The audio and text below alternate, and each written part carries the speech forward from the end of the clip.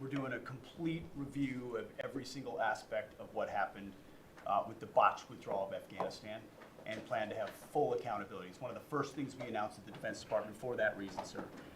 Certainly, General Raisin Kane, who's on his way in, was not a part of that. Instead, was a part of leading the effort against ISIS by untying the hands of warfighters and finishing the job properly, and then bringing our troops home. So we're taking a very different view, obviously, than the previous administration, and there will be full accountability. I don't see big promotions in that group, and I think they're going to be largely gone. I know the man on my left. I think they're going to be largely gone. That was a horrible display, and you know, I've dealt with the parents and the family of the 13 that were killed, but you know, nobody ever talks about the 40 that were so badly hurt, with the arms and the legs and the face and the whole thing, the missing arms and legs. It was so terrible the way that was handled, and it should have been gone through Bagram.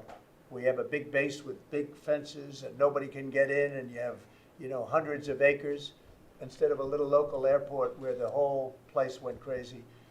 That was so badly handled, and I would think that most of those people are going to be gone. Are we going to take Bagram back?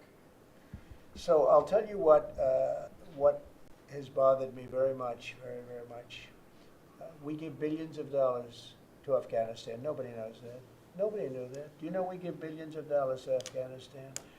And yet we left behind all of that equipment, which wouldn't have happened. You know, we were getting out under me. I'm the one that got it down to 5,000 people. We were going to get out, but we were going to keep Bagram, not because of Afghanistan, but because of China, because it's exactly 1 hour away from where China makes its nuclear missiles.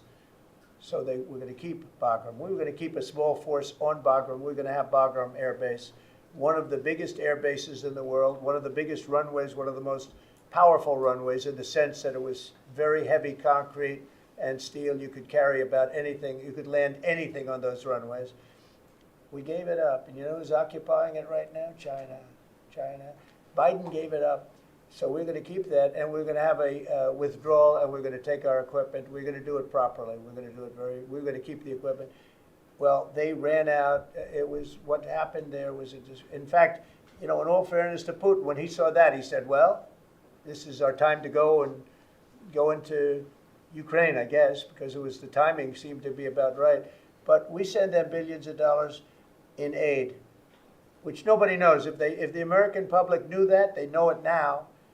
And if we're doing that, I think they should give our equipment back. And I told Pete to study that. But we left billions, tens of billions of dollars worth of equipment behind. Brand new trucks. You see them display it every year on their little roadway someplace where they have a road and they drive the, you know, waving the flag and talking about America.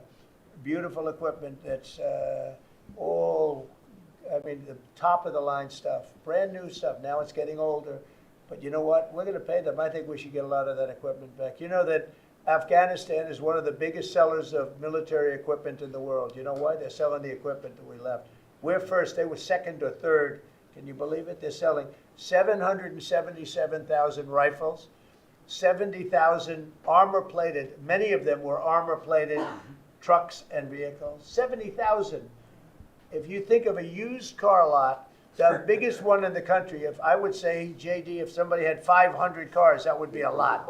This is 70,000 vehicles we had there, and we left it for them. I think we should get it back. Mr. President.